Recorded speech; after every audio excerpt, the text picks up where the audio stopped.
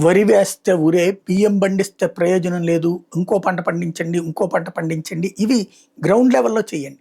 ఉద్యోగుల చేత చేయించండి. ప్రయత్నించండి. దానికి కావాల్సినటువంటి ప్రోత్సాహకాలివ్వండి.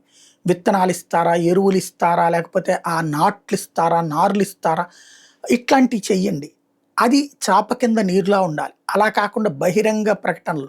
వరెవడు తింటున్నాడు అంటే అందరం తింటోంది అన్నమే. కాపోతే ఈ పండించేది తినట్లేదు అంటే మరి ఏం తింటున్నాం అన్నటువంటిది ప్రశ్న. లేదా తినే రకం పంటల్ని పండించడానికి కావాల్సినటువంటి ఆహ్, ఇవ్వివ్వండి. విత్తనాలు ఇవ్వండి. అలా కాకుండా వరేస్తే ఊరే లాంటి స్టేట్మెంట్లు ఇస్తే అక్కడ కేసీఆర్‌కి దెబ్బ అదే అయింది. కేసీఆర్ ఇట్లాంటిదే మాట్లాడాడు. నిజమే మాట్లాడుండొచ్చును. కానీ రైతుకి వేరే ఆల్టర్‌నేటివ్ చేత కానప్పుడు నేర్పాల. అంతే తప్పించి దబాయించకూడదు. అక్కడ కేసీఆర్‌ని ఓడగొట్టినటువంటి రేవంత్ రెడ్డి ఏమంటున్నాడు, ఇదిగో వరంటే ఊరన్నాడు కేసీఆర్. నేనొచ్చి 500 బోనస్ ఇచ్చాను. ఇది మా ప్రభుత్వం అంటున్నాడు. ఇక్కడ జగన్ ఉన్నప్పుడు ఆ మాట అనలేదు. చంద్రబాబు వచ్చాక ఎరువులతో పాడైపోతున్నారు.